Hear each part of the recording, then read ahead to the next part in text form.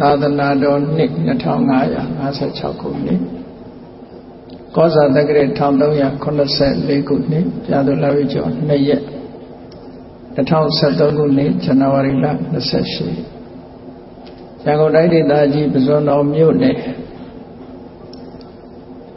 9ရပ်ကွက်ညောင်တန်းလမ်း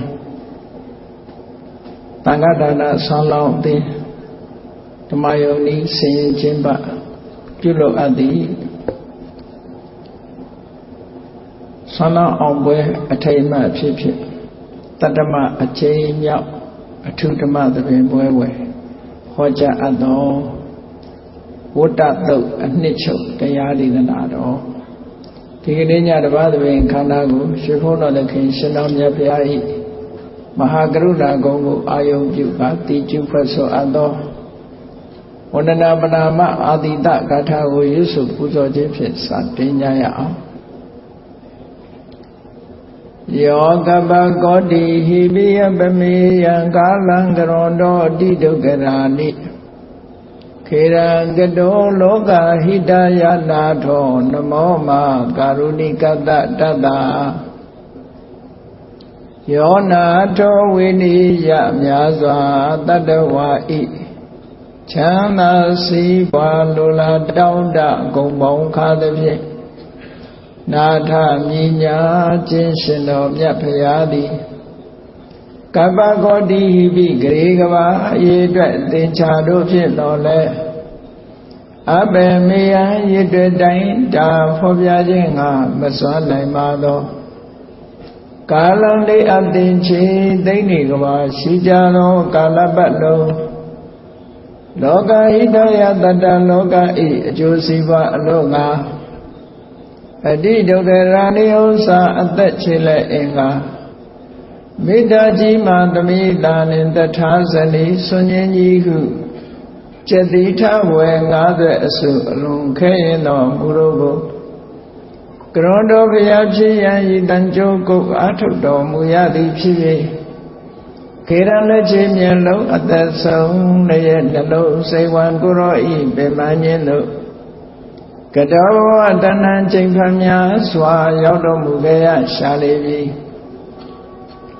မဟာကရုဏီကတတ္တဝါများရင်ဝေသားကဲ့သို့တနာချစ်ခင်မဟာကရုဏာရှင်ဖြစ်တော်မူသော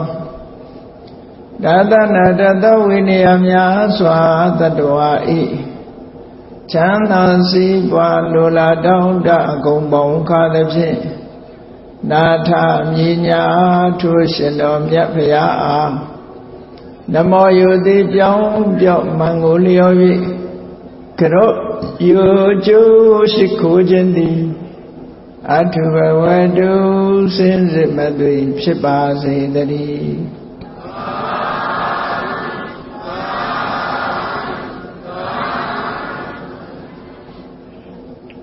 ဝတ္တသုတ်အနှစ်ချုပ်ပရိကြီး17သုတ်ထဲမှာပါတဲ့ဝတ္တသုတ်ဆိုတာ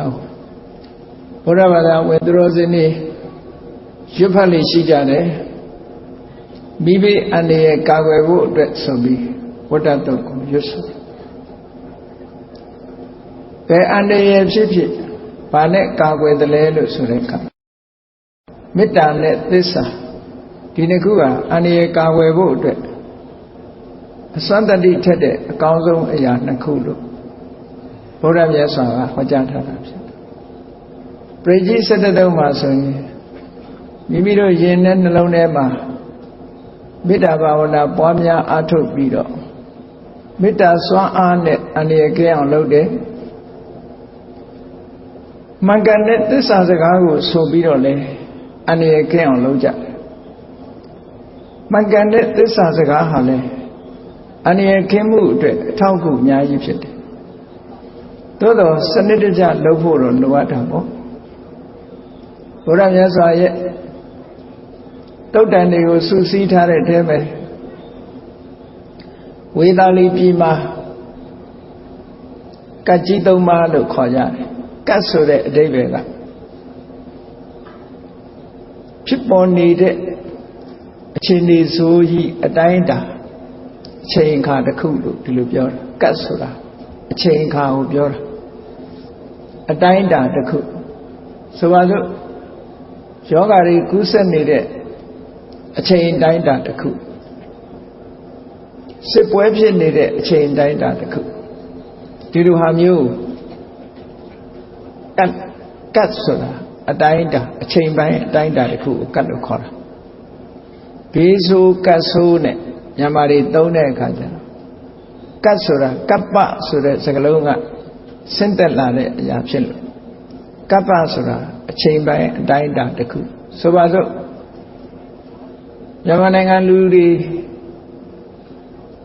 သက်80ပတ်ဝန်းကျင်80ပတ်ဝန်းကျင်လူတွေတွေ့ကြုံခံစားကြရတဲ့ဒုတိယကမ္ဘာစစ်ကြီးဆိုတာ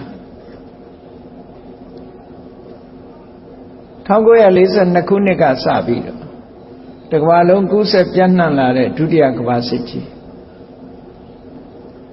ဗမာပြည်ထိအောင်ရောက်ရှိပြီးတော့လာတယ်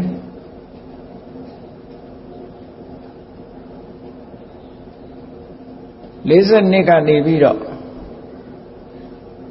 46 49လောက်ထိအောင်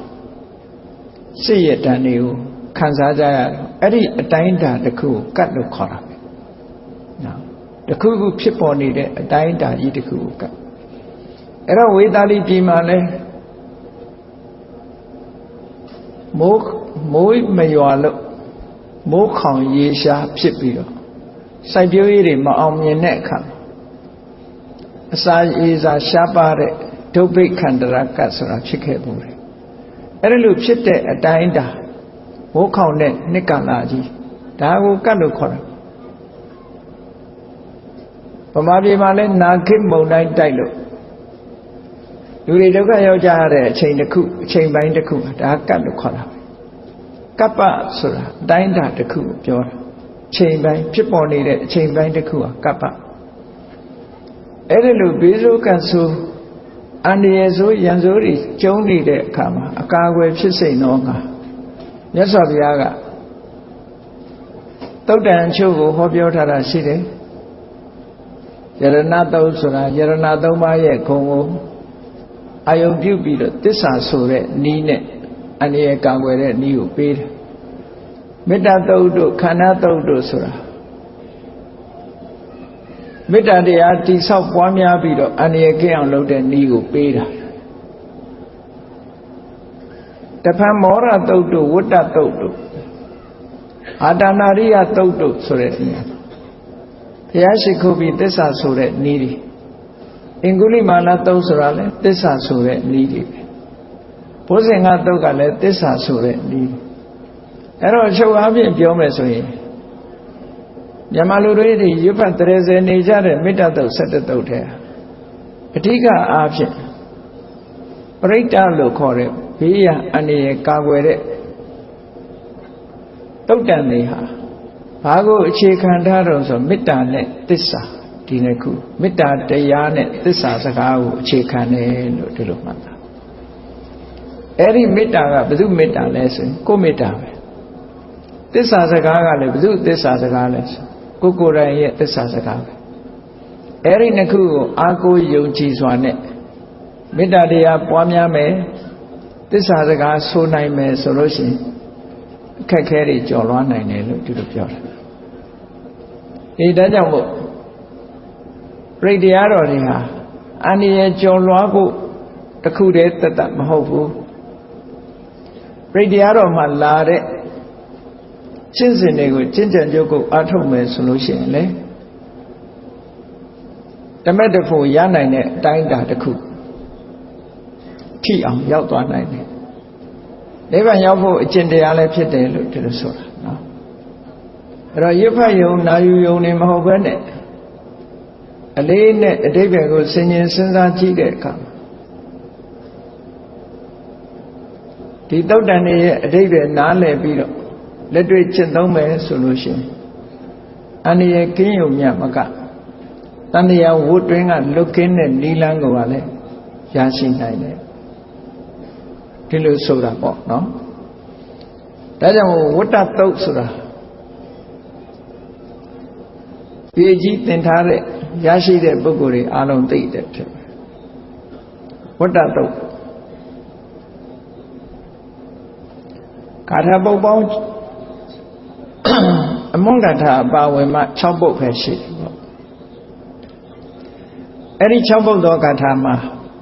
ပထမဆုံးအဖွင့်ကာထာလေးကရွတ်တော့မယ်ဆိုရင်ဘာကိုဆိုလိုတာလဲဆိုတာလေးကိုနားလည်ဖို့ပေါ့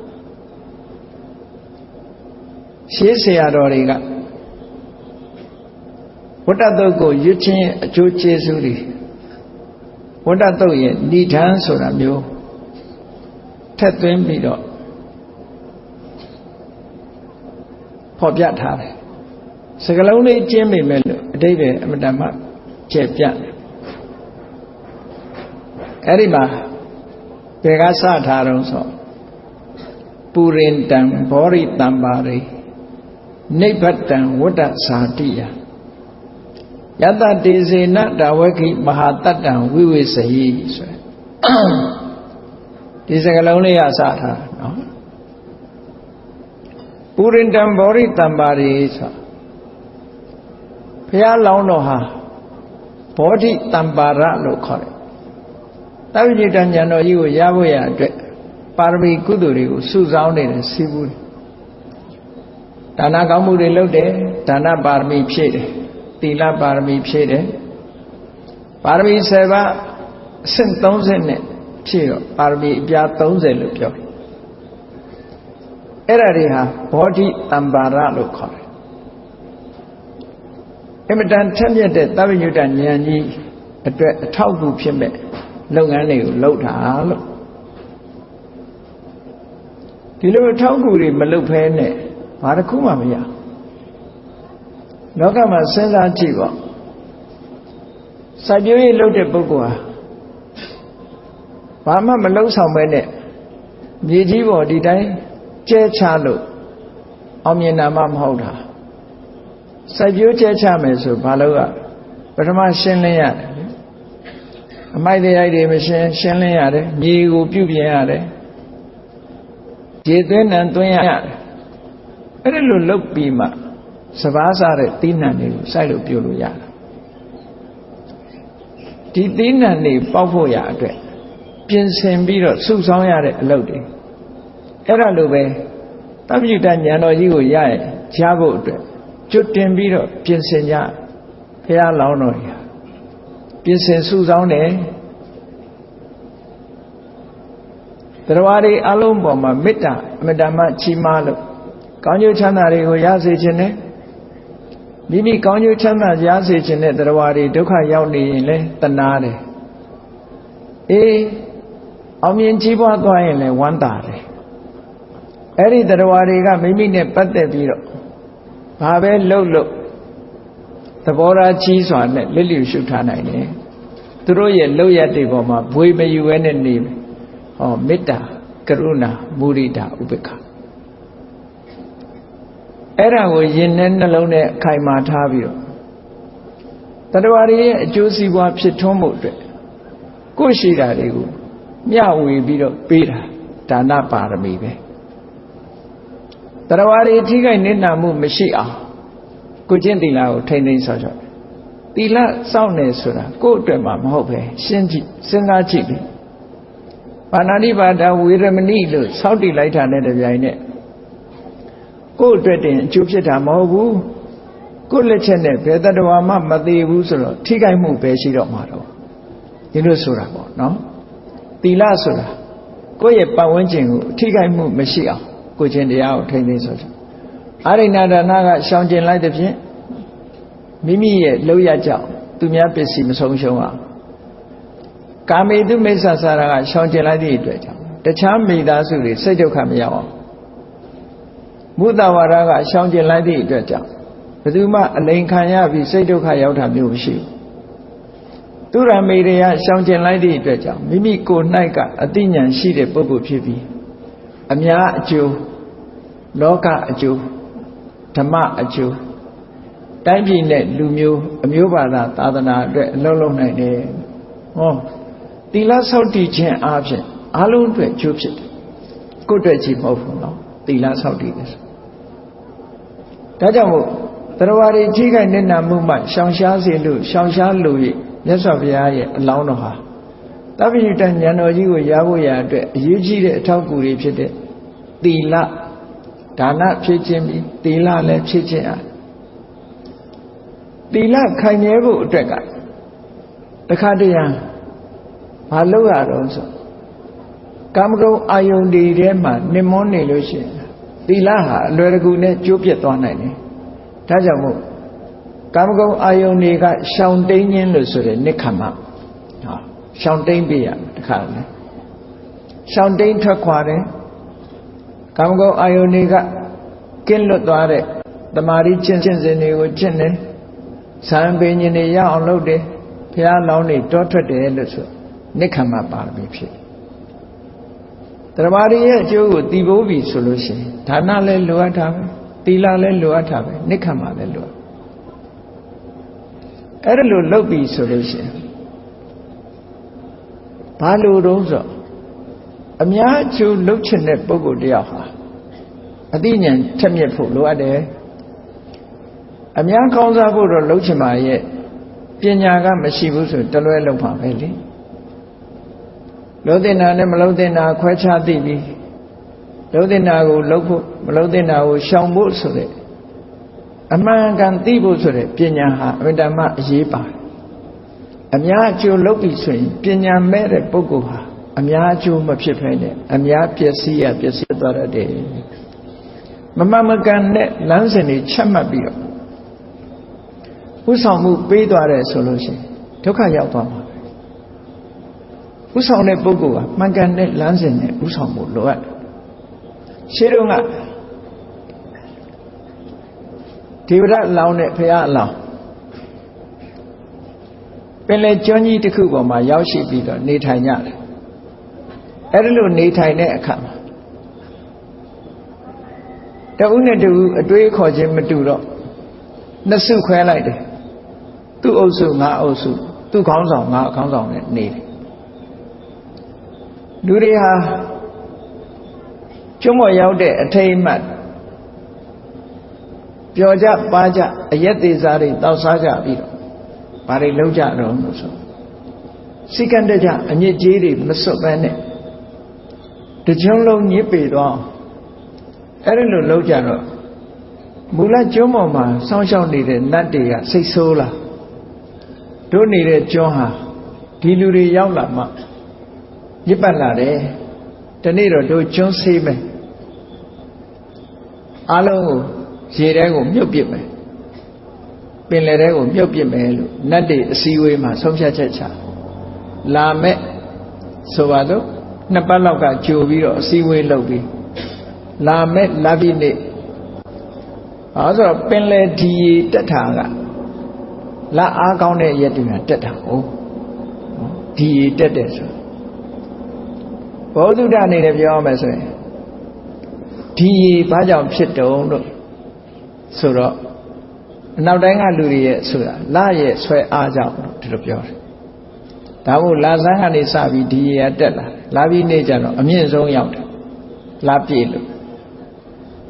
လာပြီးကြော်သွားရင်တဖြည်းဖြည်းဒီတက်တာကျသွားတယ်အဲ့တော့သူတို့ဆိုတော့ဒီရေဘာကြောင့်တက်တုံးဆိုလာရဲ့ဆွဲအားကြောင့်တက်တာလို့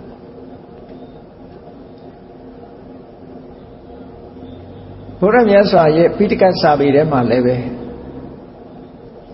ပင်လယ်ကြီးတွေပြည့်လာတယ်ရေပြည့်လာတယ်ဆိုတဲ့စကားလုံးကိုရှင်းပြတဲ့အခါမှာလနဲ့ပတ်သက်ပြီးတော့ရှင်းပြတယ်ဒါပေမဲ့လို့လကြောင့်လရဲ့ဆွဲအားကြောင့်ဒီတက်တယ်လို့မပြောဘူးအဲ့ဒီမှာကမှတ်သားစရာလရဲ့ဆွဲအားကြောင့်ဒီတက်တာလို့မပြောဘူးဘယ်လိုပြောတော့ဆိုအဲ့ဒီပင်လယ်ကြီးတွေထဲမှာတဲ့လာရောင်နဲ့တွေးလို့ရှိရင်တော့ကြောက်ဆောင်ကြီးတွေရှိတယ်ပေါ့အဲ့ဒီကြောက်ဆောင်ကြီးတွေကစန္တရကန္တကြောက်လို့ခေါ်တယ်လာရောင်နဲ့တွေးလို့ရှိရင်ရေတွေအန်ထုတ်တယ်ဒီတိုင်းနေရင်ရေတွေကိုစုပ်ထားတယ်အဲ့ဒီကြောက်တောင်ကြီးတွေကကြောက်ဆောင်ကြီးတွေရေတွေစုပ်လာတာပြီဆိုလို့ရှိရင်အဲ့ဒီရေတွေအန်ထုတ်တယ်အန်ထုတ်သည့်အတွက်ကြောင့်ရေတွေတက်လာတာတဲ့ဒါကလနဲ့ပတ်သက်ပြီးရှင်းပြတဲ့စကားအဲ့ဒါကပို့ပြီးတော့ယုတ်တိရှိတယ်လို့ပြောအောင် ဘာဖြစ်လို့တော့ဆိုအကယ်၍လာကဆွဲတယ်ဆိုရင်စဉ်းစားကြည့်ရတာပေါ့မြစ်ထဲကရေတော့ဘာလို့မဆွဲလဲလာတာတာပဲမြစ်ပင်လယ်ထဲကရေမှဘာကြောင့်ဆွဲရလဲစဉ်းစားကြရအောင်ကြောက်ဆောင်ကြီးတွေကရေတွေအန်ထုတ်လို့ဒီရေတွေတက်လာတယ်ရေတွေတိုးပွားလာတယ်လို့ပြောတဲ့စကားကပို့ပြီးတော့အသိဉာဏ်တည်ရှိတယ်လို့ပြောရမှာပဲနော်အဲ့ဒီလိုဒီရေအတက်မှာလာပြည့်နေ့ရောက်ရင်ဒီရေဟာအမြင့်ဆုံးတက်မှာဆိုတော့ကျွန်းပေါ်နေတဲ့လူတွေကိုဒီရေတက်စေပြီးတော့ကျွန်းကြီးတစ်ခုလုံးကိုမြုပ်ပြမယ်လို့နတ်တွေကဆွေးနွေးတဲ့အခါအဲ့ဒီနတ်တွေအစည်းအဝေးထဲမှာပါတဲ့နတ်သားတယောက်ကလူတွေကိုတနာတယ်တနာတော့သွားပြီးတတိပေးတယ်သူကတောင်ရက်ကလာပြီးတတိပေးတယ်မင်းတို့မတ်တမဲမနေကြနဲ့ဟောဒီလာပြီးနေကြရင်ကျွန်းဆေးလိမ့်မယ်နတ်တွေစိတ်ဆိုးကုန်ပြီကျွန်းဆောင်နတ်တွေစိတ်ဆိုးကုန်အဲ့တော့လှုပ်တဲ့နာကျွတင်ပြီးလှုပ်ထားကြလှုပ်လိုက်မယ်သူတို့ဆုံးဖြတ်ထားပြီးပြီပြင်ဆင်ထားကြလို့ပြောတော့သူလည်းပြောင်းသွားရောမြောက်ဘက်ကနတ်သားတယောက်ကလာပြီးမင်းတို့အလကားပြောတာတဲ့ခုနကနတ်ကဘာမှမလုပ်ဘူးအေးဆေးဆေးပျော်ပျော်ပါပါနေကြတယ်စကားနှစ်ခုဖြစ်သွားတယ်ပထမလာတဲ့နတ်ကတကယ်စေတနာနဲ့လာပြောတာဒုတိယနတ်ကတော့ဒီကောင်လေးဒုက္ခရောက်ပါစေဆိုတဲ့စေတနာစိုးနဲ့ပြောတာသူကအဲ့ဒီမှာအုပ်စုနှစ်ခုခေါင်းဆောင်တွေစဉ်းစားဖို့ညင်ကြတော့ကွာသွားအသိပညာကင်းမဲ့တဲ့ခေါင်းဆောင်ကဘယ်လိုစဉ်းစားလို့ဆိုအေးတို့ဒီမှာနေလာတာနှစ်ပေါင်းများပြီကျွန်းကြီးကိုရေနဲ့ရေပြည့်အောင်တက်သွားတယ်ဆိုတာတစ်ခါမှမကြုံဟိုနတ်ကအလကားပြောတာနေမှာဒုတိယနတ်ပြောတဲ့စကားဟုတ်နိုင်ဘာမှအပင်ပန်းခံမနေကြနဲ့မင်းတို့အေးဆေးဆေးသာနေကြဆိုဒါသူ့ရဲ့အမျှော်မြင်ကဒီလိုပဲရှိပြောလိုက်တယ်ဟိုအုပ်စုတစ်ခုမှာပညာရှိတဲ့ခေါင်းဆောင်ကတော့ဘယ်လိုစဉ်းစားတော့ဆိုရင်အေးသူတို့အပြောင်းနှစ်ခုကွဲနေပြီတယောက်ကရေလွှမ်းလိုက်မယ်လို့ပြောတယ်ဟိုတယောက်ကမဟုတ်ဘူးလို့ပြောတယ်တို့သေးချာတာလှုပ်တဲ့တယ်ရေလွှမ်းလာရင်လည်းအနေကဲအောင်တို့ပြင်ဆင်ထားရေမလွှမ်းမှုဆိုလဲတို့ဘာမှမပင်ပန်းဘူးဆိုပြီးတော့တစ်တုံးတွေခုတ်ကြိုတင်ပြီးတော့ခုတ်ပြီးတော့လေကြီးတွေဆက်ထားလိုက်တယ်ဆက်ထားပြီးတော့အဲ့ဒီပေါ်မှာကိုလိုချင်တဲ့ပစ္စည်းတွေအကုန်တင်ထားတယ်ကလေးတွေရောအဲ့ရက်နီးလာပြီဆိုတဲ့အခါကျတော့အလုံးတင်လူ900ဆန့်အောင်လေသိမ်းမောတွေဆက်ထားပြီးတော့အဲ့လိုတင်တာဒါပညာရှိစဉ်းစားတာဖြစ်သိကြတာတော့တို့လှုပ်ထားမယ်တခုတော့လှုပ်ထားဟိုလူကတော့လှုပ်เสียမလိုဘူးဆိုပြီးတော့နေတယ်လှုပ်เสียလှုပ်ထားမယ်ဆိုတဲ့လူကဆုံးဖြတ်ချက်ကပညာရှိတော့အမျှော်မြင်ရှိတော့မဖြစ်တော့ကံရာရှိနော်လောက်ရမယ်ဆိုပြီးတော့ပြင်ဆင်ထားတာတဖြည်းဖြည်းဒီကလာပြီးနေကြမြင့်တက်လာခါတိုင်းနဲ့ပထမခြေချင်းဝကနေပြီးတော့ဒူးကောင်းလောက်ကနေပေါင်လောက်အဲ့လိုနဲ့တဖြည်းဖြည်းမြင့်တက်လာတဲ့အခါမှာအေးဆေးဆေးပဲလေတွေပေါ်မှာအကုန်လုံးတရိษံတွေရောသူတို့ပိုင်တဲ့ပစ္စည်းတွေရောအကုန်လုံးလူတွေရောအကုန်တင်ပြီးတော့အေးဆေးဆေးရွက်လွှင့်ပြီးတော့ထွက်ခွာသွားတာဟိုလူတွေတော့ဟိုတစ်ပင်မော်တက်ပြေးဒီတစ်ပင်မော်တက်ပြေးဟိုအိမ်မော်တက်ဒီအိမ်မော်တက်နေရေတွေကများတယ်များလာပြီးတော့လှိုင်းလုံးတွေကအကုန်ရိုက်ပြီးတော့အဲ့ဒီလူ900ကတော့သေသွားရောဟိုလူ900ဟာလွတ်သွားတယ်အဲ့ဒါပြောတာအများအကျိုးကိုဆောင်ရွက်ပြီဆိုလို့ရှိရင်ပညာရှိဖို့လိုအပ်တယ်တဲ့ဒါကြောင့်မို့ဘုရားလောင်းနေဟာပညာပါရမီဆိုတာဖြစ်ရတယ်လို့ဒီလိုပြောတာနော်ပညာရှိရမယ်စဉ်းစားဆင်ခြင်တတ်ရမယ်အေးအများကျိုးလုပ်ပြီဆိုရင်သိခံနိုင်စွမ်းလည်းရှိရမယ်ပညာရှိပြီဆိုတဲ့အခါမှာလဲကြိုးစားအထောက်မှုဆိုတဲ့ဝိရိယလိုအပ်တယ်ကြိုးစားပြီဆိုလို့ရှိရင်လဲသိခံနိုင်စွမ်းရှိရမယ်ပညာပါရမီဝိရိယပါရမီခန္တီပါရမီကိစ္စတစ်ခုကိုဆောင်ရွက်ပြီဆိုရင် ဂရိသစ္စာတည်ရသစ္စာရှိရကိုယ်ချင်းချင်းပုံမှာဂရိတည်ရဒါမို့သစ္စာပါကိုလုတ်ပြီးဆိုလို့ရှိရင်ခိုင်ခိုင်မာမာဆွဲဆွဲမြဲမြဲလောက်ရဟောအဋ္ဌိဋ္ဌာ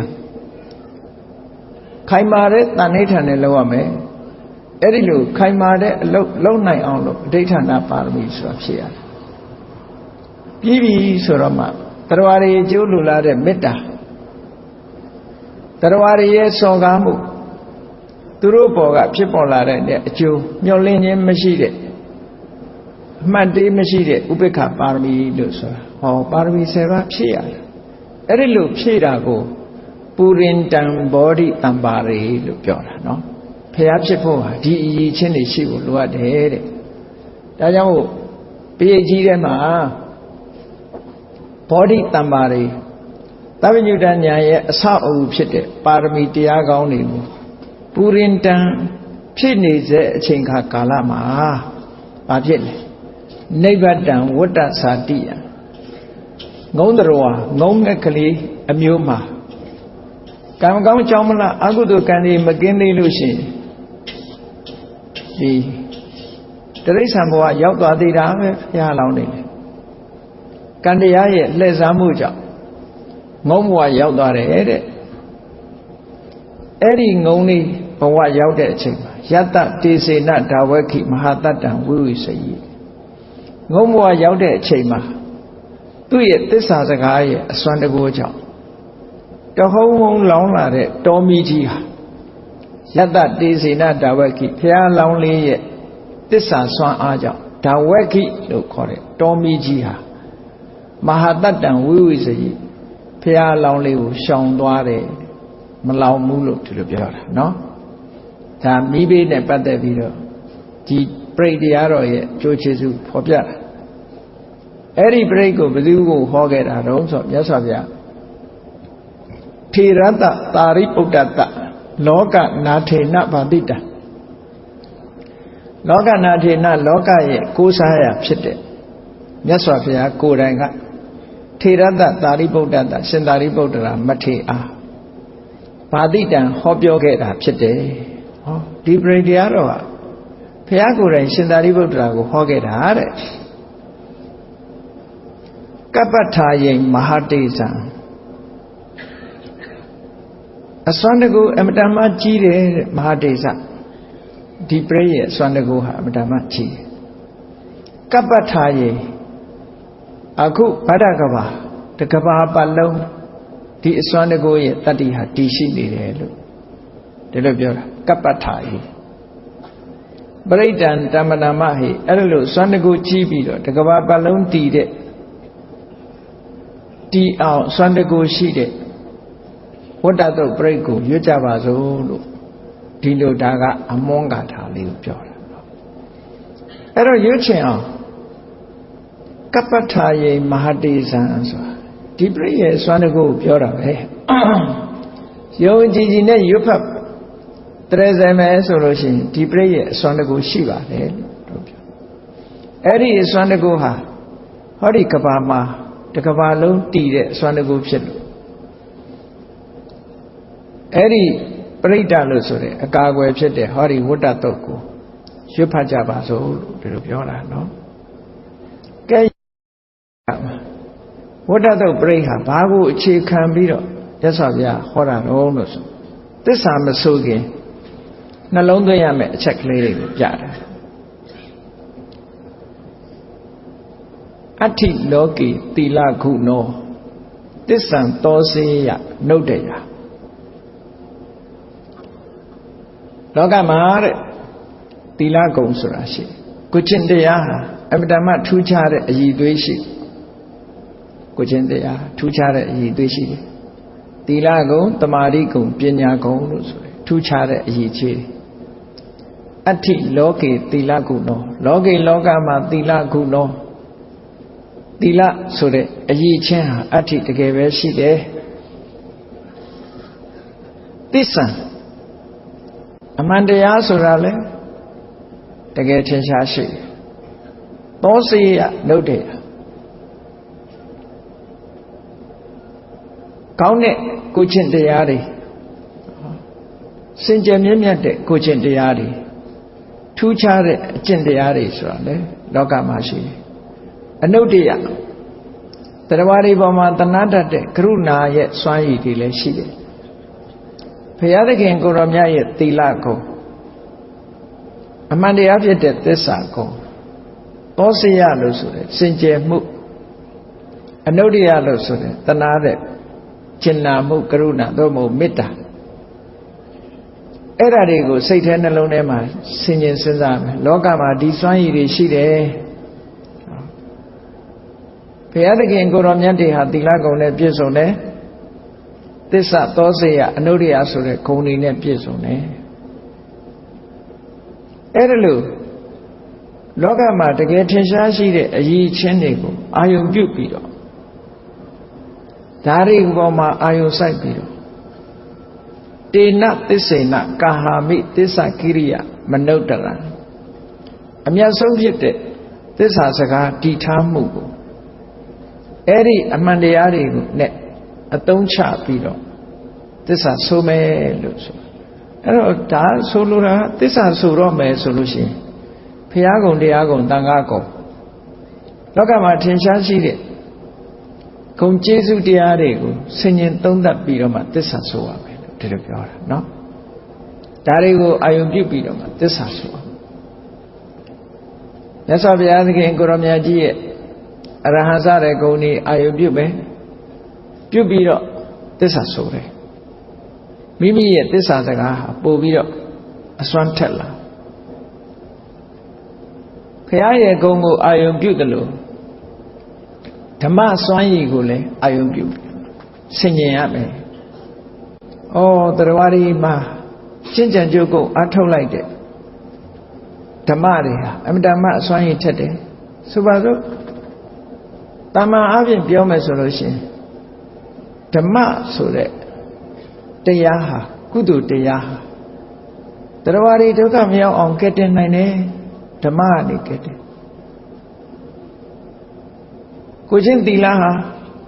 အပယ်ငယ်မကြအောင်ကဲတင်ထားနိုင်တယ်နောက်ဆုံးမှာမဖို့ဆိုတဲ့ဓမ္မတွေစတုတုပါယေတုအပ္ပတမာနိကတ္တဝါတတ္တိဓာရိတိတိဓမ္မောလို့ဆိုတဲ့အပယ်လေးပုံမကြရအောင်ဆွဲထားနိုင်တဲ့စွန့်ရင်တတ္တိတွေရှိတယ်ဒီဓမ္မကိုလိုက်နာကျင့်သုံးခြင်းအဖြစ်ကုသလကမ္မပဋ္ဌတရား10ပါးလို့ဆိုတဲ့ဓမ္မကိုလိုက်နာကျင့်သုံးခြင်းအဖြစ်တတ္တဝါတွေဟာဆင်းရဲဒုက္ခလွတ်မြောက်တယ်ဆိုတဲ့ဓမ္မရဲ့စွမ်းရည်တွေနောက်ဆုံးအစဉ်မြင့်တဲ့ဓမ္မကြတော့ဘဝကန္တာရာနိဋ္ဌာရဏိနာ။အိုခြင်းနာခြင်းတည်ခြင်းလို့ဆိုတဲ့ဆင်းရဲဒုက္ခတွေနဲ့ဘေးရအန္တရာယ်အလွန်များတဲ့ဘဝဆိုတဲ့ကန္တာရခရီးကြီးကဆွဲထုတ်ပေးနိုင်တယ်။ဆွဲထုတ်ကဲတင်သွားနိုင်တယ်။အေးမဆွဲထုတ်ခင်ဘာဖြစ်လဲ။အတ္တတဒါနေနာစိတ်နှလုံးအေးချမ်းမှုသက်သာမှုပေးနိုင်တယ်။ဟောတရားရဲ့စွမ်းရည်တွေပတာစာရိတို့လိုတောကကြောင့်ရွတ်သွတ်သွားတဲ့ပုဂ္ဂိုလ်တွေစိတ်နှလုံးပူပန်နေတဲ့ပုဂ္ဂိုလ်တွေကိုလည်းစိတ်နှလုံးအေးချမ်းမှုပေးစွမ်းနိုင်တယ်လို့ဒီလိုပြောတယ်အဲ့ဒီဓမ္မစွမ်းရည်တွေကိုစိတ်ထဲကဆင်ញင်ပြီးတော့နှလုံးသွင်းပါဒီပရိတ်ကိုရွတ်တော့မယ်ဆိုရင်ဒီလိုပြောတာနော်အဝိစိတဝါဓမ္မဗလံဓမ္မရဲ့စွမ်းရည်တွေကိုဆင်ញင်ပြီးတော့တရိတဝါပုပ္ပကေစီနေပုပ္ပကေစီနေပွင့်တော်မူပြီးတဲ့ဘုရားရှင်ကိုရောမြတ်ကြီးတို့ကိုတရိတဝါအမှတ်ရရမယ်ဟောတရားရဲ့စွမ်းရည်ကိုဆင်ញင်ရမယ်ပွင့်တော်မူပြီးခဲ့တဲ့ဘုရားရှင်ကြီးတွေအမှတ်ရရမယ်အဲ့လိုအမှတ်ရပြီးသစ္စာစကားရဲ့စွမ်းအားတစ်ခုအင်အားတစ်ခုပြုတ်ပြီးတော့သစ္စာဆိုခဲ့တာတဲ့သစ္စာဗလမောတာယသစ္စာဆိုတဲ့စွမ်းအားကိုအမိပြုပြီးတော့သစ္စာကိရိယာမကာတဟံငါကိုယ်တိုင်သစ္စာပြုခဲ့တယ်ငုံကလေးဘဝတုန်းကငါကိုယ်တိုင်သစ္စာဆိုခဲ့တယ်လို့မြတ်စွာဘုရားအဲ့တော့တမန်ငါရှံငါဆိုတဲ့သစ္စာမဟုတ်ဘူးအဲ့တော့သစ္စာဆိုပြီးဆိုရင်ဒီစနစ်တိုင်ဆိုစွန့်ရည်ထက်လာ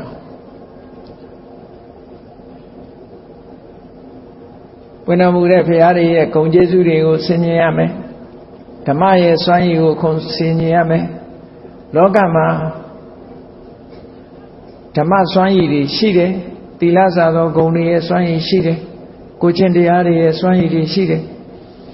အဲ့ဒီစွမ်းရည်တွေကိုအမိပြုပြီးတော့သစ္စာဆိုမယ်ဟောဒီလိုဆိုတာအဲ့တော့ငုံငယ်ကလေးဘဝကဘာကြောင့်သစ္စာဆိုရတယ်လဲလို့ဆိုတော့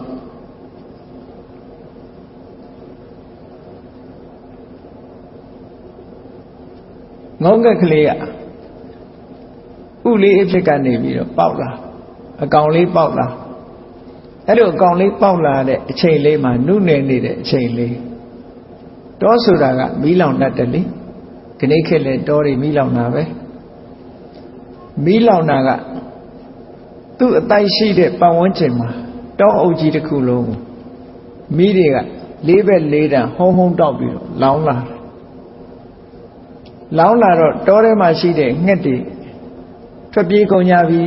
တိရစ္ဆာန်တွေလည်းပြေးကုန်ကြပြီတေတဲ့ကောင်သိသူ့ရဲ့မိဘနှစ်ပါးလည်းပဲထွက်ပြေးသွားပြီသူတစ်ကောင်လည်းပဲအတိုက်ထဲမှာကျန်နေတယ်သူ့မှာထွက်လည်းမပြေးနိုင်ဘူးပြန်လည်းမပြန်နိုင်ဘူးအဲ့ဒီအချိန်လေးမှာအာကိုရရှာလိုက်တာဖះလောင်းဆိုတော့တိရစ္ဆာန်ဖြစ်နေပြီမဲ့လို့ဘဝကအထုံးပါရမီရလာတော့စဉ်းစားတတ်တယ်ပေါ့ဘာကိုအားကိုးရမလဲဆိုတာစဉ်းစားတတ်တယ်ငါဒီအချိန်မှာအမေဖေကိုလည်းအားကိုးစရာမရှိဘူးဘယ်သူကမှအားကိုးစရာကိုယ့်ခြေကိုယ့်လက်ကိုယ့်အတောင်ကိုလည်းအားကိုးလို့မရဘူးငါမှအားကိုးလို့ရတာတော့တခုတည်းတော့အမှန်စကားပဲလို့ဆိုတာကိုအားကိုးတာနော်ဒီလိုဆိုလို့တာပေါ့အဲ့တော့ငုံကသစ္စာဆိုတာကရှင်းရှင်းလေးပဲသစ္စာဆိုတာအမှန်စကားကိုပြောတာပဲသစ္စာစကားဆိုတာမှန်တာကိုပြောရတယ်အလွဲအမှားကိုမပြောရငုံတော်ဝါလေးကအမှန်စကားကိုဘယ်လိုပြောတော့ဆိုတန္တိပက္ခငါမှာအတောင်ရှိတယ်တဲ့အပတနာမပြန်နိုင်သေးဘူးတဲ့ဟုတ်တယ်လေငယ်ငယ်လေးအတောင်တော့ပေါက်နေပြီမပြန်နိုင်ဘူးတောင်မစုံသေးဘူးတန္တိပါဒာငါမှာခြေတော်နှစ်ချောင်းရှိအဝိဇ္ဇနာလမ်းမလျှောက်နိုင်သေးဘူးအတောင်တော့ရှိပါရဲ့မပြန်နိုင်ဘူးခြေတော်တော့ပါပါရဲ့လမ်းမလျှောက်နိုင်ဘူးဒါမှန်တဲ့စကားတွေကိုပြောတာမာတာပိတာသနိခန္ဓာအာကိုရမယ်အမေဖေတွေကလည်းထွက်ပြေးကုန်ပြီတဲ့ဟောဒီသုံးခုပဲဒါသူပြောတဲ့ဟာ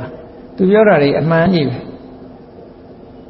ဒီနေရာမှာလူတယောက်ကသစ္စာဆိုခြင်းရင်တော့ကိုယ်သစ္စာနဲ့မဆိုဘဲနဲ့ငါမှာအတောင်တော့ရှိပါရဲ့မပြန်နိုင်ဘူးလို့ဆိုရင်လူမှာပဲလှလို့အတောင်ရှိမှာရှိပါခြေတော့ရှိပါရဲ့နော်ငုံရဲ့သစ္စာကိုပြောပြတာလူသစ္စာကြတော့ဆိုဖို့တစ်မျိုးဒီလိုပြောရမှာနော်ဒါနမူနာအနေနဲ့ပြောပြဘုရားလောင်းလေးကိုအာယုံပြုတ်ပြီးတော့ဆိုလို့ရှိရင်သူဆိုလို့တော်မီကြီးကငြိမ့်သွားတယ်အဲ့ဒီတော်မီကြီးငြိမ့်နေဆိုတာမှန်တယ်အဲ့ဒီမှန်သောစကားကိုဆိုခြင်းကြောင့်မိဘအန္တရာယ်တွေကင်းဝေးပါစေလို့ဒီလိုလုပ်လို့တော့ရတယ်ပေါ့နော်ဒီလိုဆိုလို့တန္တိပက္ခအပတနာတန္တိပါဒအဝိဇ္ဇနာမာတာပိတာသနိခန္ဓာဇာတဝေဒပဋိက္ခမဇာတဝေဒဆိုတာမိကိုခေါ်တာဇာတဝေဒကိုတော်မီပဋိက္ခမငါကိုရှောင်သွားပါသူစီမလောင်မာနဲ့လို့ဒီလိုပြောတာဒါကိုလိုချင်တာတစ်ခုတည်းဆိုလို့ရတယ်မကောင်းတဲ့လူကရောသစ္စာဆိုလို့မရဘူးလားရတော့ရတယ်သူလည်း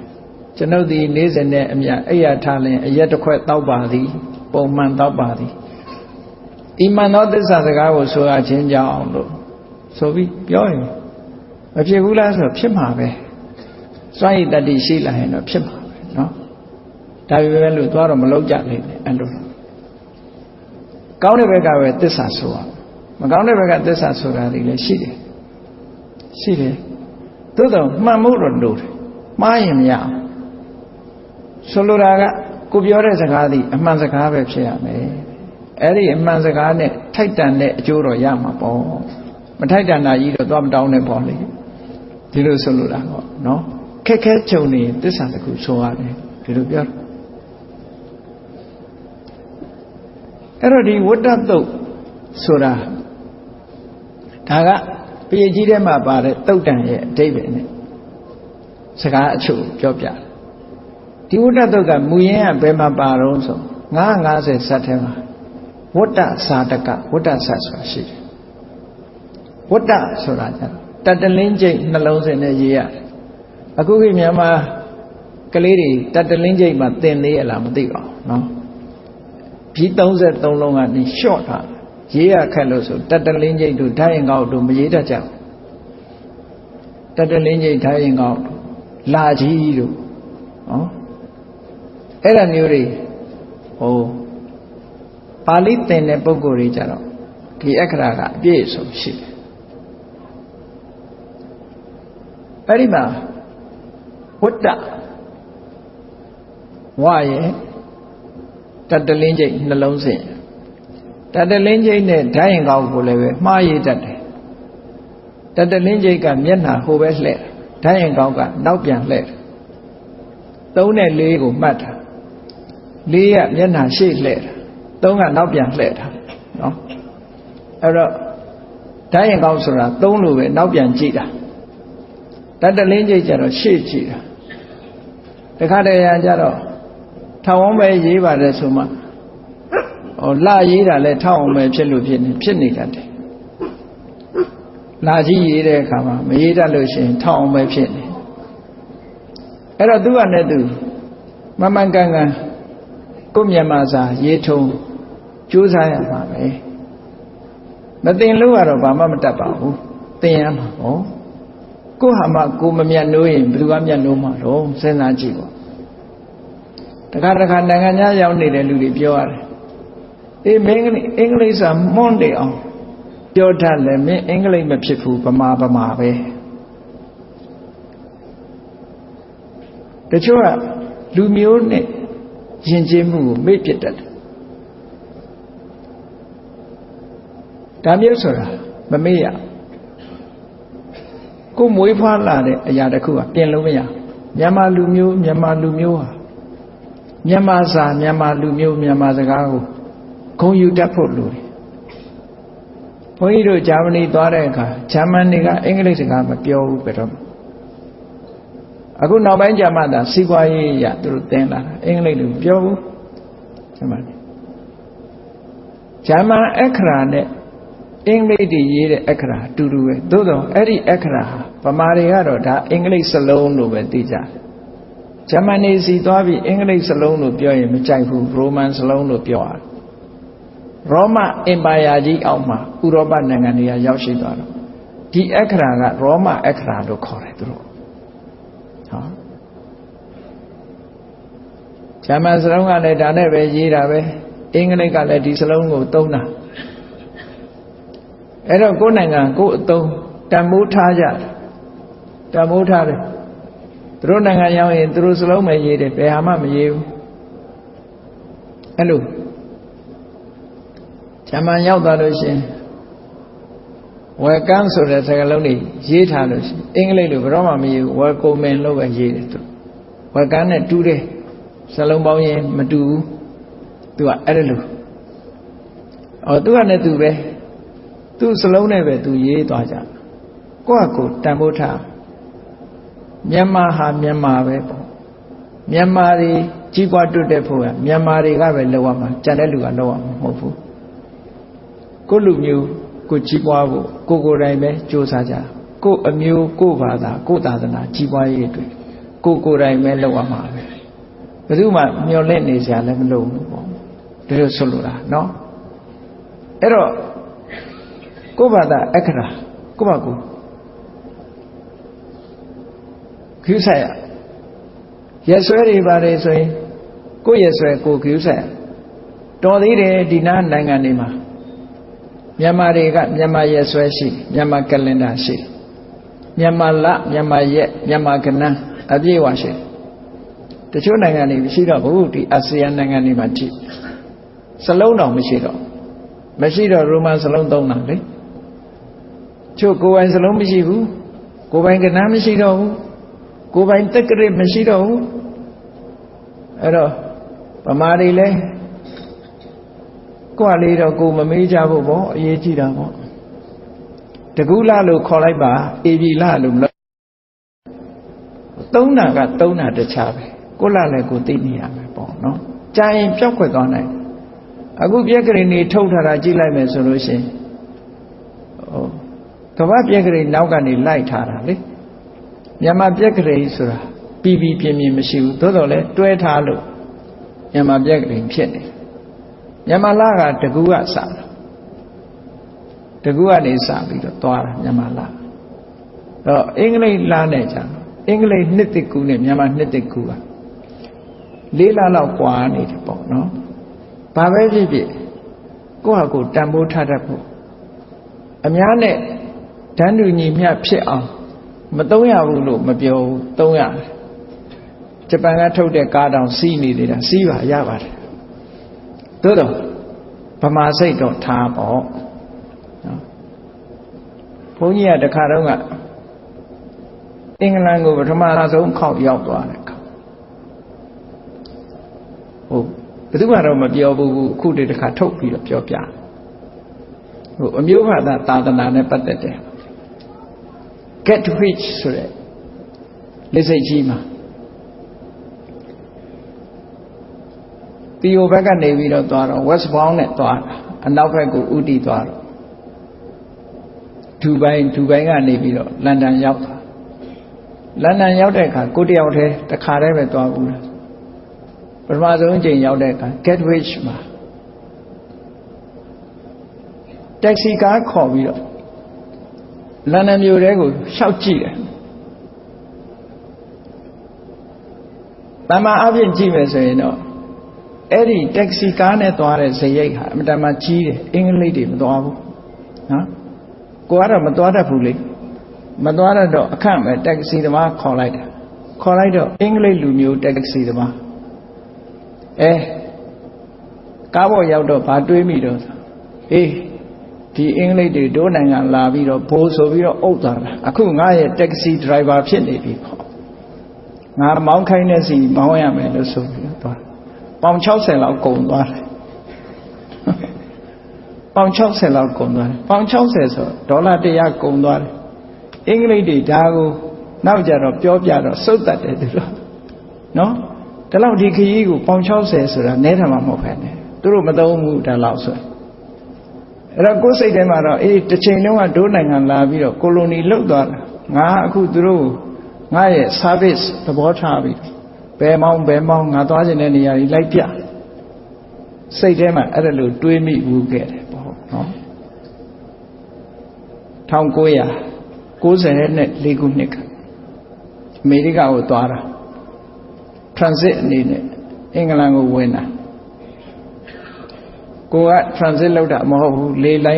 လေချောင်းလိုင်းက transit လုပ်လို့အဲ့ဒီမှာတညအိပ်ရတဘောကတော့ဘာပဲဖြစ်ကိုလူမျိုးကိုကုံသိက္ခာကိုယ့်ကိုထိန်းရမယ်လို့ဒီလိုပြောချင်တာပေါ့နော်အဲ့ဒီမှာဒီဝတ္တတုတ်ဖြစ်ပေါ်လာပုံလေးကဘယ်လိုဖြစ်လာလို့ဆိုမြတ်စွာဘုရားကယဟန်တန်ဃာတွေနဲ့တောကြီးကိုဖြတ်တန်းပြီးတော့ခီးသွားတာအဲ့ဒီခီးသွားတဲ့အချိန်မှာဘုရားတောအုပ်အလယ်ရောက်နေတဲ့အချိန်လေးဘက်လေးထံကတောမီးကြီးကြီးကျယ်အောင်လာမီးဆိုတာမီးလောင်လိုက်တာနဲ့တပြိုင်နက်လေကပင့်တော့တာပဲမီးနဲ့လေကမိတ်ဖက်မီးမလောင်ခင်ကလေငိမ့်နေပေမဲ့လို့မီးလောင်လိုက်တာနဲ့လေကတဝူးဖြစ်လာတယ်ဒါမှမဟုတ်လို့ပါဠိစာပေမှာမီးကိုဝါယုတခလေမိတ်ဆွေလို့ခေါ်တယ်အဲ့တော့မီးလောင်ရလေပင့်ဆိုတာအဲ့ဒါပဲတောမီးကပြင်းလာလေဝုန်းတဲ့တခါလဲတောမီးတွေအချစ်ချင်တပြောင်းပြောင်းနဲ့လောင်လာရဟန်းတော်တွေဟာဟိုပြေးရမလို့ဒီပြေးရမလို့ဖြစ်လာကြ ဝေးတော့ဝေးသေးတယ်သို့တော့ဝေးပေမဲ့လို့ဘယ်ဘက်ကြည့်လိုက်မီးတွေကကိုယ့်ကိုဝိုင်းမိသားဖြစ်တယ်စိုးရင်ကြတာပေါ့တချို့ကတော့ပြောတယ်မစိုးရင်နဲ့ဖယားကိုယ်တိုင်ပါနေတာဘာကြောင့်ဆရာရှိလဲတို့ဖယားရှိတယ်ဆိုပြီးတော့ကိုတော်တွေဟာကြောက်တဲ့ကိုတော်ကကြောက်ပြီးတော့ဖယားရှိရာကိုချင့်ကပ်ကြတဲ့အခါမြတ်စွာဘုရားကသစ်ပင်ရင်တစ်ခုမှာခဏထိုင်ရှင်နနာနေရာလေးခင်းပြီးအဲ့မှာထိုင်အဲ့ဒါလို့ဘုရားထိုင်ပြီးတော့ဉာဏ်နေနဲ့တရားဟောဖို့သစ်ပင်ရင်အောင်မှာရောက်တဲ့အချိန်လေးမှာလေးဘက်လေးတန်ကတောမီးဟာရေနဲ့ညှိမ့်လိုက်တယ်လို့အကုန်လုံးငြိမ်းသွားတယ်အဲ့ဒီမှာယဟန်တွေကအံ့ဩကုန်ခုနကမှမီးညွန့်နေတဝုံဝုံတောက်နေတဲ့မီးတွေအခုကြည့်မီးငြိမ်းသွားပြီမိကိုယ်တွေပဲကြံတော့တယ်မြတ်စွာဘုရားတကူကြည့်လိုက်တာလို့ဆိုတော့မြတ်စွာဘုရားကဒါငါရဲ့အစွမ်းတကူမဟုတ်ဘူးတဲ့ငါပါရမီဖြည့်တုန်းကဟောဒီနေရာမှာငုံငက်ကလေးဖြစ်ဘူးတယ်အဲ့ငုံငက်ကလေးဘဝတုန်းကငါသစ္စာဆိုခဲ့တာအဲ့ဒါကြောင့်မလို့မီးမလောင်နိုင်တာတဲ့ငါရဲ့တကူမဟုတ်ဘူးမြတ်စွာဘုရားရှင်းပြတာနော်ဒီနေရာဘယ်တော့မှမီးမလောင်ဘူးတဲ့ဒီနေရာလဲရောက်ရောအင်မတန်အရှိန်ပြင်းတဲ့တောမီးဟာရှေ့ဆက်လောင်လို့မရအောင်ငြိမ့်သွားတယ်ဟောဒီလိုဆိုတာပေါ့နော်အဲ့ဒါကနေပြီးတော့မြတ်စွာဘုရားကအတိတ်ဆက်ကြောင်းတစ်ခုဖော်ပြတာတရားနေကိုဟောပြောတာအဲ့ဒါဝတ္တဇာတကလို့ဆိုပြီးတော့ရှိတခါစရိယပိဋကဆိုတဲ့ပါဠိတော်မှာဝတ္တစရိယငုံမင်းလေးရဲ့ကျင့်စဉ်ဆိုပြီးတော့ဟောတာရှိသေးတယ်ဟောတာပြခြင်းကတော့ဘာမှမထူးပါဘူးသစ္စာဆိုပုံချင်းလည်းပဲတူတူပါပဲခုပေါင်းလိုက်တဲ့အခါကျတော့စရိယပိဋကဆိုတဲ့ဘုရားအလောင်းရဲ့ချင့်ကြံကြိုးကိုအထုမှုတွေကိုစုပေါင်းပြီးတော့ရေးထားတဲ့ကျမ်း950ဇတ်ထဲကဝတ္တကဇတ်အဲ့ဒီဇတ်ထဲကနေထုတ်နှုတ်ပြီးတော့ပရိသီ17တုပ်မှာရေးထားတဲ့ဝတ္တတုပ်အားလုံးဟာအဓိပ္ပာယ်ချင်းတူတူပဲဇလန်းလည်းတူတူပဲပေါ့ဒါလို့ဆိုတာပေါ့အဲ့တော့ခုနလိုငုံမင်းလေးဟာသစ္စာဆိုလိုက်တယ်သူသစ္စာဆိုလိုက်တာနဲ့တပြိုင်နက်သဟသစ္စေကတိမရှံတဲ့သစ္စာစကားကိုဆောင်ရွက်လိုက်တာနဲ့တပြိုင်နက်သူ့ရဲ့သစ္စာစကားထုတ်ဖော်လိုက်တာနဲ့တပြိုင်နက်မဟာပစ္စလိတော်တိခိဆိုတာမိထောက်မီးညွန့်ကြီးနော်တုံးတက်နေတဲ့မိထောက်မှာအလျံမိလျံကိုတိခိလို့ခေါ်တာမိလျံရှိတဲ့ကြီးမားတဲ့မိထောက်ကြီးဟာဝိစေတိသောလတကရိတာနိသူ့ရဲ့ပတ်ဝန်းကျင်ပယ်ပေါင်း16ပယ်တွက်ပုံတွက်နည်းတော့ရှိတယ်ရှင်းတော့ကလယ်နဲ့ပတ်သက်ပြီးတော့တွက်တာဘယ်နဲ့တင်းကြကိုတပယ်လို့ခေါ်တာမျိုးပေါ့နော်ခုခေတ်ခေါ်တော့မဟုတ်ဘူးဧကပေါင်းမြောင်များဆိုတာကျဲတဲ့ဧရိယာကြီးတစ်ခုဧရိယာကြီးတစ်ခုမှာလောင်ကျွမ်းနေတဲ့တောမီးဟာရေကမ်းဆက်ကိုရောက်လာတော့မီးငိမ့်သွားတယ်လို့ပဲတဲ့ဒီငုံမင်းလေးနေခဲ့တဲ့နေရာလေနေခဲ့တဲ့ဒီဧရိယာကြီးကိုရောက်လာတဲ့အခါမှာအဲ့ဒီမီးညွန့်ဟာကျိုးသွားပြီးတော့လုံးဝမီးငိမ့်သွားတယ်လို့ဒီလိုပြောတာနော်မီးငိမ့်သွားတယ်ဒီသစ္စာဆိုလိုက်တာနဲ့မီးတွေငိမ့်သွားတယ်သစ္စေနမေသမောနတ္ထိဧတမေသစ္စာပါရမီဏိကုံးချုပ်နေကြသစ္စေနသစ္စာတရားအဖြစ်မေငါဤသစ္စေနအမှန်စကားကိုဆိုခြင်းသစ္စာတရားအဖြစ်သမောတူညီသောအရာတွေနတ္ထိမရှိဧတမေငါဤဧတဤပါရမီသည်သစ္စာပါရမီမြောက်တဲ့သစ္စာစကားပဲဖြစ်ပါတယ်လို့ဩ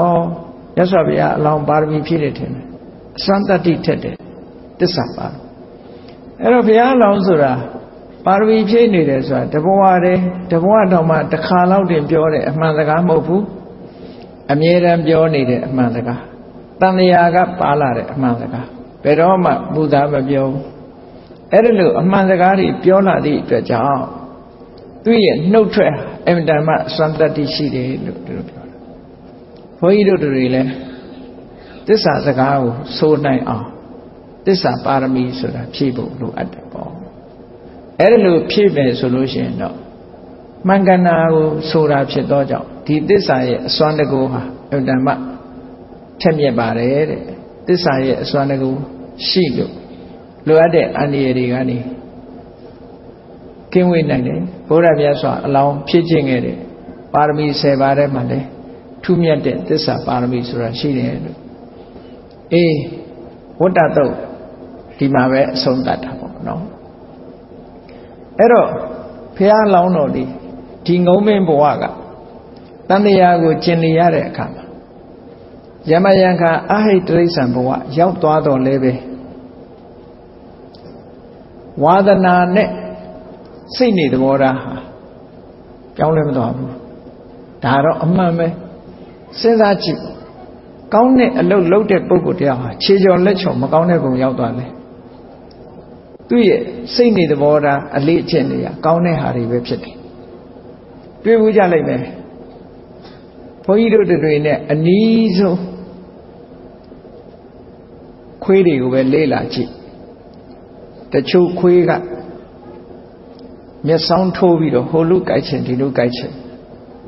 အဲ့လိုခွေးလည်းရှိတာဘယ်သူမှမကြိုက်ဘူးလူမြင်အမိနတ်နဲ့ဆိုရယ်ခွေးရောမရှိဘူးလားရှိတယ်အဲ့ဒါဘဝကပါလာတဲ့သဘောကောင်းမှုနဲ့သဘောဆိုးမှုပဲခွေးဖြစ်ရင်လည်းသဘောဆိုးတဲ့ကောင်ဆိုးတာအဲ့တော့လူလည်းဒီတိုင်းပဲတချို့လူကဟိုလူရန်စခြင်းဒီလူရန်စခြင်းတချို့ကြတော့အေးဆေးဆေးနေတယ်သူများရန်လောက်တာတောင်ရှောင်ပေးသွားတယ်ဟောမတူဘူးလေနော်မကောင်းတဲ့ဇေယိုက်တွေခောက်ရိုးကျိုးနေတဲ့လူတွေကရှိတယ်အဲ့တော့လူဘဝမှာခောက်ရိုးကျိုးတဲ့လူကတိရစ္ဆာန်ဘဝရောက်ရင်လည်းခောက်ရိုးကျိုးနာပဲနောက်ဆုံးမှာနွားဆိုတဲ့တတ္တဝါတွေဟာအမြဲတမ်းအေးချမ်းချမ်းနေတဲ့အကောင်တွေသို့တော့လူဘဝတုန်းကဆိုးခဲ့တဲ့လူကနေဖြစ်သွားတဲ့နွားကြတော့ဟိုနွားခွေခြင်းဒီနွားခွေခြင်းတရှူးရှူးလုပ်တယ်သဘောကောင်းတဲ့နွားကြတော့ဘယ်နွားမှမခွေဘူးလူတုန်းကလည်းသဘောကောင်းတယ်နွားဖြစ်တော့လည်းသဘောကောင်းငှက်သေးလည်းကြည့်အောင်မလားတချို့ငှက်ကတခါတည်းအမီးကိုကော့ပြီးတော့ပါဇက်ကြီးဖြဲပြီးတော့ဟိုကောက်လိုက်စိတ်ဒီကောက်လိုက်စိတ်တချို့ငှက်ကြတော့အေးချမ်းချမ်းနေတယ်အဲ့ဒါဇေယိုက်ဆိုးတွေခောက်ရိုးကျိုးသွားတာလို့ပြောတာဒါကြောင့်မို့လို့ဒီဘဝမှာဇေယိုက်ဆိုးတွေပါမသွားအောင်တို့တွေရှောင်ကျင်ကြရမှာဖြစ်တယ်ကောင်းတဲ့ဇေယိုက်တွေထူထောင်ပြီးတော့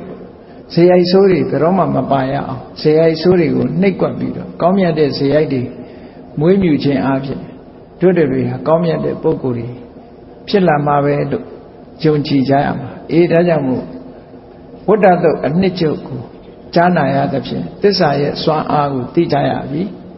သစ္စာရဲ့စွမ်းအားကိုသိရတယ်လို့တို့တွေအမှန်တရားဆိုတာရှိတယ်ထိုအမှန်တရားအတိုင်းအမှန်စကားကိုဆိုခြင်းအားဖြင့်ဘေးရန်ခတ်သိမ်းကင်းငြိမ်တွင်ပြောင်းမရောက်နိုင်ဘူးဆိုတာကိုယုံကြည်သောအားဖြင့်သစ္စာစကားဆိုနိုင်အောင်ကြိုးစားအားထုတ်နိုင်ကြပါစေကုန်သတည်း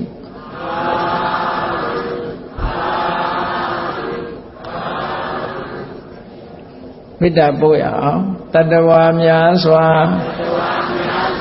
အေးရန်กว่าချမ်းသာကြပါစေတတ္တဝါများစွာအေးရန်กว่าချမ်းသာကြပါစေမေတ္တာရေချမ်းသုံးငါဖြံငြိမ်းချမ်းကြပါစေမေတ္တာရေချမ်းသုံးငါဖြံငြိမ်းချမ်းကြပါစေသက်ရှိချမ်းသာစိတ်ချမ်းသာလူရဆန္ဒပြည့်ပါစေသက်ရှိချမ်းသာစိတ်ချမ်းသာလူရဆန္ဒပြည့်ပါစေဖုံလန္တာဒုက္ခပင်ကစားမေတ္တာပုံနေတုသင်္ကမမနောတရာတိတဝေတံပဝယန္တုဒုက္ခလကမေတ္တာပုံနေတုသင်္ကမ စုပေါင်းပုတ်အပ်မေတ္တာတဟုရောင်မြူပါဝင်းငွေလာမင်းနှင့်ရောင်ခြင်းရှဲယုံပေါင်းဆောင်ရခြင်းကြောင့်သဗ္ဗေတံကျွမ်းမဲ့ဥတ္တုံလုံးလုံးများစွာတတ္တဝါတို့ဤမနောတရာတိမြင်မြဖြူစင်အေးကြည်လင်းသည့်ရေစဉ်ပြည့်တင်းစိတ်နှလုံးတည်ဟုသောရေအိုင်ကြီးအတွင်၌ဒုက္ခပင်အစာစင်ထာဝရအေးမြကြည်သာတာယာပွင့်လန်းချမ်းသာဒုက္ခတည်ဟုသောကုမုဒ္ဒရာကြာပန်တို့သည်ဖုံးလန္တာဝန္တာရွှေမြူဝမုံလူလျက်ကြည်နူးဝဲကြုံဖူးပွင့်ကြကုန်သည်ဖြစ်၍ဒုက္ခနကလေအောင်လေးတဲ့ရောရှက်သင်ပြန့်ပိတိတိဟုသောယနန်တို့သည်ဘဝယံတုကောင်းစွာမသွေကြိုင်လိုက်၍နေကြပါစေကုန်တည်း